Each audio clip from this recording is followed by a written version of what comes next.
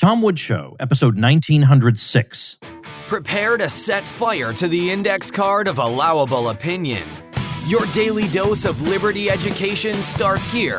The Tom Woods Show. Hey folks, Tom Woods here. Today we're going to discuss a brand new book called The Enduring Tension, Capitalism and the Moral Order by our guest Donald Devine. He's been a professor of government and politics at the University of Maryland. He's also taught at Bellevue University, and in 1981 he was appointed by Ronald Reagan as director of the U.S. Office of Personnel Management. And in the book, The Enduring Tension, he takes on many of the arguments that have been leveled against capitalism over the years, and well, frankly, he levels them. Don Devine, welcome to the show. Well, thanks for having me, Tom. Appreciate it. All right, let's dig into this, because this book, The Enduring Tension, deals with some issues that I've dealt with for quite some time. And I have a book, The Church of the Market, from 16 years ago, that it may not be clear to the average reader, but I intended that book actually not as a corrective to, let's say, social democrats or even outright socialists in the Catholic Church, but I was actually aiming that book at traditionalists. I considered myself to be one, because I was concerned about some of the arguments that people on the right were making about the market economy. I thought I understood where they were coming from, but I thought by and large the arguments either reflected some kind of a misunderstanding or were misplaced or were going to cause other problems. So I actually want to start right there, if I may. I know that if I go on Twitter and I follow some typical Hollywood celebrity, I'm going to hear every bit of nonsense ever conceived when it comes to capitalism. Much more interesting to me are the kinds of arguments that these days we hear coming from some wings of conservatism, where they almost look with contempt on people like you and me because they think we're not sophisticated enough to understand that we're just repeating talking points from the 1980s, and that these days it's become clear that we need this and that done to capitalism. Surely you've noticed that the consensus about the moral or even material value of capitalism in 2021 is not what it was in 1981 on the right. To the contrary, we have critics from a nationalist point of view who think the market economy undermines the working class, it undermines the United States' well-being in particular. They think it is responsible for the undoing of the moral order of the United States. I mean, you're surely familiar with these. How do you respond to them? No, certainly. A lot of the book is really an answer to the right. As you say, going to people way on the left is probably just a waste of time anyway. But it really is the right that is more confused about what's going on today than anybody else. It's amazing to me the faith that they have that government is going to solve everything. Of course, it's not surprising. I mean, from grade school to high school to college to graduate school, that's what they're told, is the government's going to solve everything. I'm sitting here today, I have a copy of the Washington Post, which really should be read by people on the right, because they're writing for the hometown here about government. And they admit things like that. This headline just hit me this morning. We just need our government to catch up. That's the headline. I mean, the point is government passes all these wonderful sounding things, but it doesn't work. You know, Ronald Reagan appointed me the head of the civil service, and I got to know really how government works or doesn't work. But it's not, just the right that understands this. I mean, a lot of the progressives themselves, and we should read them because it's interesting what they have to say. Another Post columnist a couple of days ago talking about the testimony in Congress over the riots at the Capitol. And she said all the experts came up there, the head of the FBI, the head of Capitol Police, the intelligence agencies. She said they all came up there and they all said nothing. And unfortunately, that's what's going on. And that's why the country is in so much trouble. They're putting all their hopes and fears and worries on the government, and the government can't do it. And that's why I spend in my book a whole chapter on my experience in the bureaucracy. And I went back again at the end of the Trump administration. It's much worse than it was then.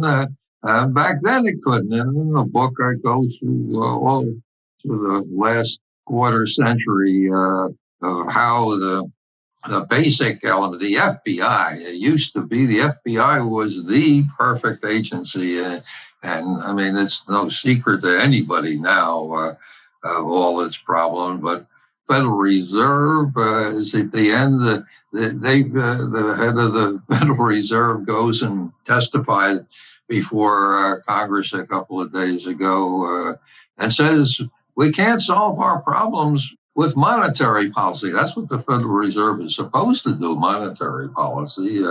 That we need fiscal, but we need you guys to spend more money. Well, that means he doesn't have the answers. And the Center for Disease Control, and I mean, just go down the litany of every agency, and I go through most of them. They don't work. And they don't work, so it would be bad enough if they don't work, but they pass rules for the private sector so it can't work. And, that's why, to me, what we're doing today, we're looking at the end of an era. That progressivism, about 100 years ago, we put in the Federal Reserve so we never had another recession or depression. Of course, we've had a dozen since then. And we set up the great institutions, the central government institutions in the White House, Budget and Accounting Act sets up we're going to run the whole country now with federal power and studies. But we don't. The studies, anyone who knows about science knows that science doesn't have answers. Science goes and investigates things and gives you answers in terms of probabilities. And if it's probability, it means it isn't perfect. It's a probability. And that's why, to me, the kind of only solution is to get back to the institutions the Constitution set up. The Constitution set a very, very limited national government, 11 a dozen or so specified right in the Constitution what they're supposed to do. And look around. Most of what we do in the government is not what was in the national government. It was not in the Constitution. Well, if we want to do it, let's pass an amendment. That's what the Constitution said.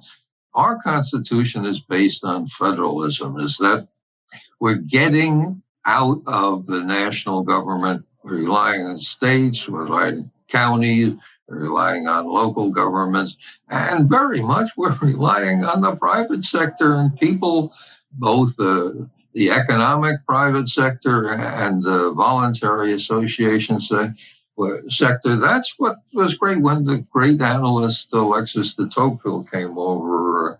He came over to find it where the national government was. He went all around the country. He couldn't find it. He said, all I can find is local governments. That's all they need. That's what they do. And really, mostly, they don't even do governments. They have private associations and the market. I mean, we've moved so far away from that in the last century. The whole progressive movement that's been taught in the schools started by Woodrow Wilson, the president, who before that was the head of Princeton University. This has been going on a long time down the road, and it gets worse and worse as it goes on. My old boss, Ronald Reagan, tried to stop it, and it worked. We had what were called the 7 growing years, 25 years really, from Ronald Reagan until we went off the track somewhere around the second Bush administration. We had real bad Great Recession, we called it. And we've been struggling through. We had a couple of good years under Trump, who tried to open some things up, And now I think we're seeing the end of the game. Here we have President Biden wanting to spend $6 trillion. I mean, we didn't even have $1 trillion a decade ago or so. But it ain't going to work. I just wrote a column published on Friday saying it isn't going to work. My experience, and I watched this government from around Washington, been in the government twice. It doesn't work. And again, if you just read the Washington Post, don't believe me, or the Brookings Institution, the premier progressive institution, its main studies show that it doesn't work. The great professor Paul Light, he's a progressive, but he's an honest one. He looks at it and he says, this doesn't work. He has 2 major studies there. He has 3 major studies he did for the Democratic Congresses earlier. Anyone who seriously looks at the federal bureaucracy today knows it doesn't work. As Professor Light says, the basic problem is he says 70 level is probably more like 50, but whatever it is, there are 50 levels or so between the person at the top, the secretary of a department who wants to do something, and he has to translate that down 50 levels of government with no mechanism to measure what's going on there other than a performance appraisal system where they judge each other and everybody admits that doesn't work a while under Reagan, but not long even then. There's a great Ludwig von Mises wrote a little book called Bureaucracy of Yale University Press almost a half a century ago. I said, the difference is the private sector has a measurement devices to go through multiple layers, although they have very fewer labels and levels than the national government does. They have a thing called profit and loss. And if something in the middle of there is losing a lot of money, you find that out very quickly because you have something to measure it with. It's what makes the private sector really work. It's got an internal mechanism where you can find out where things aren't going right, gives you a chance to correct it. We don't have that in the government. It's a basic fundamental differences he makes very clear there between the two. And it was in there. One of the big things, I'll give credit to Democrat Jimmy Carter. He's the one that put in a new performance appraisal system for the government when he was president. Unfortunately for him, he went out of office before it went in, and I walk in there and take over the civil service for Ronald Reagan, and he's got a whole new performance appraisal system he's worked on for 3.5 years. And it did work, but probably only 4 or 5 years very well. It's very hard to get people in the bureaucracy to rate each other honestly. I mean, the natural thing is to rate people everybody fine. You don't want to make anybody angry at you. But that's the only way you have to communicate, to find out what people are doing below you. Again, in the private sector, you've got a very simple thing. Are they making a mistake? Are they making a profit? If they're not, you get rid of it or change it. Now, what happens in the government if you do find out something isn't going down multiple layers? What do? Do you cut it back? No. What do we say? Hey, we're not doing enough to do all this good we're supposed to be doing. So you throw more money at it. It's a mechanism. Now we need government, and we need to have government work on important things, foreign policy, defense, some interstate commerce stuff. All right, we need it to work well in what it does. But as our founders understood, you got to give them only a few functions. And some of the great public administration experts, which I studied in graduate school, they understand this. If you give the government too many things to do, you confuse it. And that's what happened to the FBI. The FBI used to have one function, which was to support the Department of Justice in cases that are brought before court.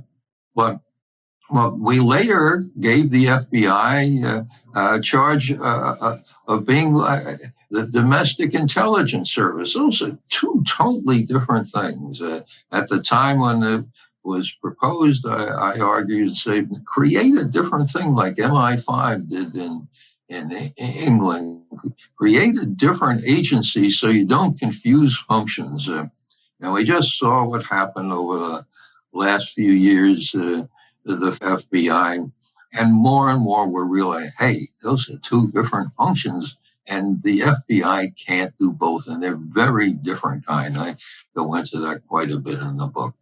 So we have a system that the founders set up to have a government, but limited at the national level and actually limited at state and local to most of what we do should be done privately in families and groups and associations and businesses. But we do need government too. But we can't kid ourselves. This isn't magic. Too many people think of science as some kind of magical solution to things. It can help us, but it can't solve it. The only way you can solve, especially social, personal problems, is where people are looking at each other. They understand each other. That's why local government, even as much as we've taken over, we still have more local government than much of the world. And it's why we still have a good thing. We still have some strength in our families, although they're weakening. So there are many challenges, but let's challenge with the institutions that work. If you have a social problem, a social need, you got to be close to them. And the only way you can do it is things like family, neighborhood. When my boss, Ronald Reagan, ran for office the first time, his slogan was, "What are we all about as Americans?" He said, God, family, freedom, neighborhood, work. Take those 5 institutions, God, family, freedom, neighborhood, work. Well, that says it all to me. Hey, folks, let's take a quick minute to thank our sponsor, Skillshare. Skillshare would have seemed like something out of science fiction just 30 years ago. Skillshare offers thousands of inspiring classes for creative and curious people on topics including illustration, design, photography, video, freelancing, entrepreneurship, and more. These classes tend to be nice and short and to the point. They combine video lessons with a class project. They have classes to fit your schedule and skill level, and one membership gets you access to every single one of them. For the sake of one of my daughters, who's very creative and has numerous interests, and she's good at all of them, I recently took Martina Floor's class, Be Your Own Boss, Strategies for Launching Your Creative Career, to find some golden nuggets to help her out if she should ever want to launch a creative career. Super affordable, high quality, and immensely satisfying. Well, explore your creativity at Skillshare.com/woods and get a free trial of premium membership. That's a free trial of premium membership at Skillshare.com/woods. When I'm dealing with the kind of people, let's say on the right, who are critical of the market economy and they blame it for some of the ills they perceive, I can go one by one. I can go through their various complaints. I know a lot of them favor family leave legislation, stuff like that, and I can address those particular points. But if I have just 60 seconds and I have to summarize exactly why they shouldn't think the way they're thinking, the way I put it is this, that since the progressive era, the presumption has been that experts ought to be running society. And we need expert guidance, and we need more of that and less. What the progressives hated the most was any form of populism, because that interferes with the smooth functioning of society and its operation by experts. So if there's some aspect of society you're unhappy about, number one, chances are there is no political solution or there is no economic system that's going to solve that problem. And as conservatives, you'd think they would be humble enough to realize some problems are beyond politics. But secondly, I would say there are 2 ways of solving the problem, or there are 2 ways of running society. One is let people make their choices and live with the consequences of those choices. That's one way. The other way would be to nitpick every market outcome and try to have the state guide society in another direction. And what that does is simply empowers the expert class, the expert in quotation marks. That empowers them. And let me tell you something, that expert class is not made up of conservatives. It is not made up of libertarians. It is made up of people who can't stay on the side of you. So if what you want to do is empower those people to exercise more power over society in the name of fixing capitalism's problems, I think you're digging your own grave. That's my answer. Well, I couldn't disagree with one word. All right. Okay. That's just what I wanted to hear. Let me ask you, though, I know we said we weren't going to say too much about left-wing stuff, but Pope Francis does govern what, if he's being honest, he has to realize is possibly the most conservative institution in Western history, the Catholic Church. There is nothing leftist about the Catholic Church. I mean, talk about trying to bash a round hole into a square peg, although he's certainly given it a shot. He criticizes what he calls the, quote, possessive individualism of capitalism.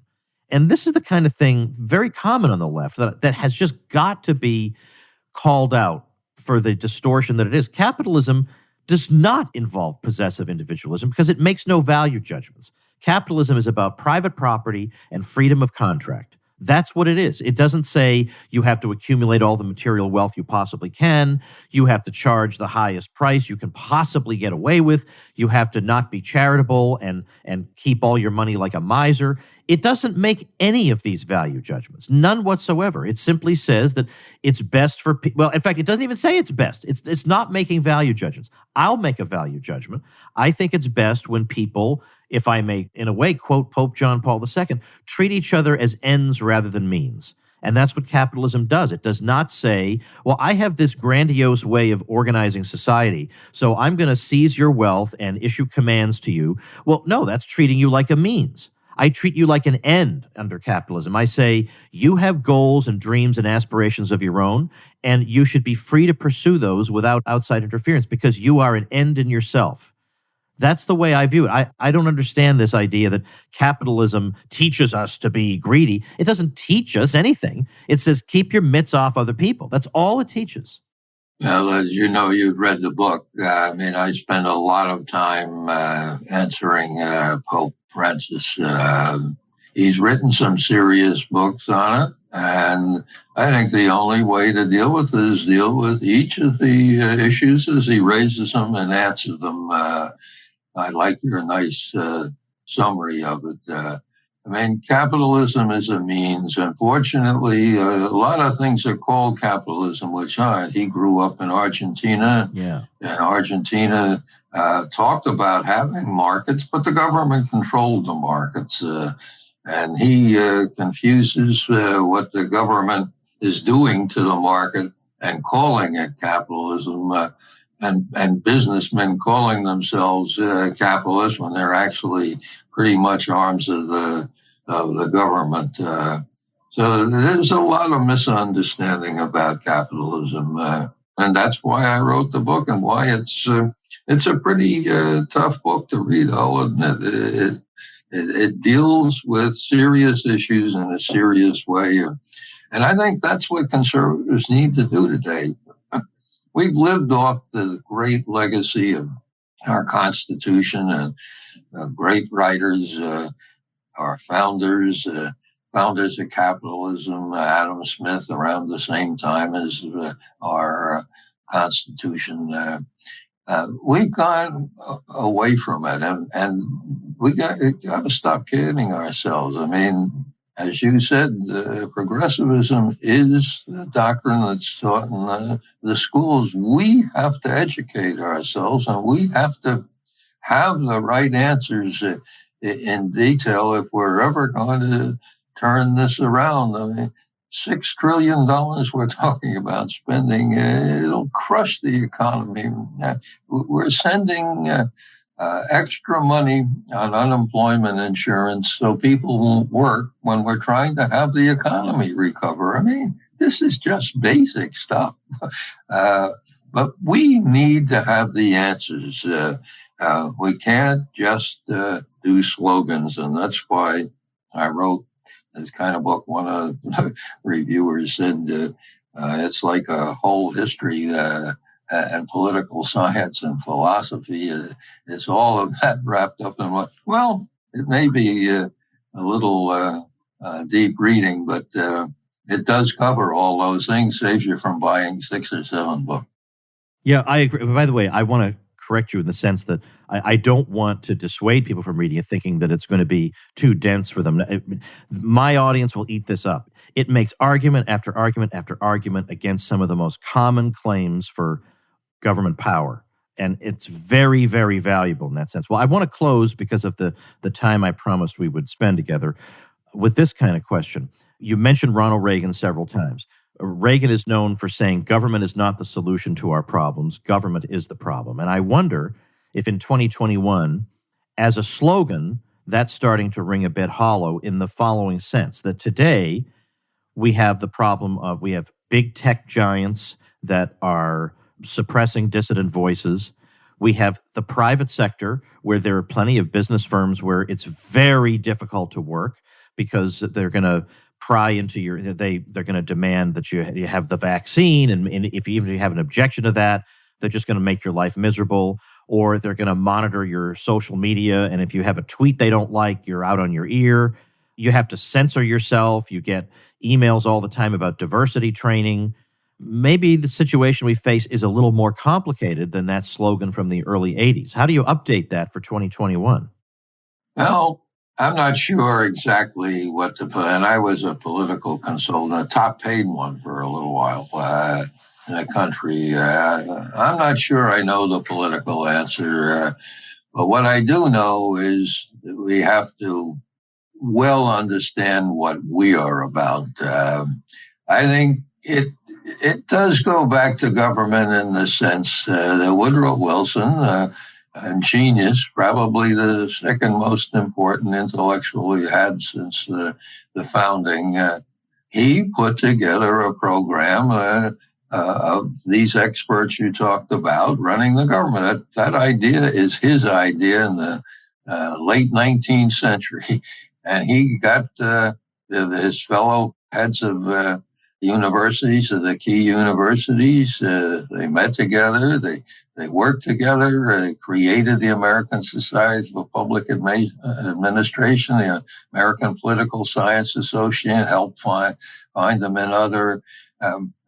They thought through something, and we've tested it for a century now. Now we know it doesn't work. But they created this new idea, and we have to find a way to say, how do we get back to the Constitution and limited government that made America so much greater than ever the rest of the world? There are new challenges, but what's behind it is this idea that government experts can use science to solve everything.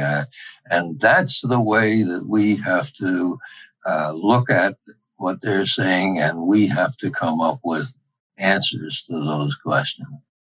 Well, fair enough. So I guess we'll leave it there, and I would encourage people to read the book because I'm telling you, it makes so many valuable arguments against the kinds of commonplaces about capitalism, the kinds of things you just see all the time or you hear your friends saying, and it just smashes them to smithereens. So the book is The Enduring Tension, Capitalism and the Moral Order by our guest, Donald Devine. Don, thanks so much for your time today.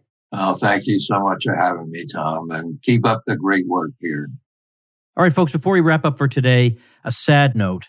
My friend Robert Wenzel, who was the editor of 2 websites I visited multiple times daily, namely economicpolicyjournal.com and targetliberty.com, has died. He passed away early this week. This is May 2021 when I'm recording. And he went peacefully in his bed, but very much unexpected, at least to me and many people who knew him. But he did very, very good work. I would say I agreed with him probably 85 to 90% of the time, but I always welcomed his insights.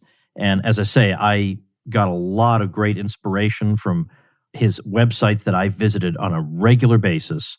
I learned a lot. I kept up with the news. I got some interesting analysis. And Bob defended me against critics repeatedly, and I always appreciated that. So rest in peace, Robert Wenzel. Thanks for listening, everybody. Become a smarter libertarian in just 30 minutes a day. Visit TomWoods.com to subscribe to the show for free, and we'll see you next time. Like the sound of The Tom Woods Show? My audio production is provided by Podsworth Media. Check them out at podsworth.com.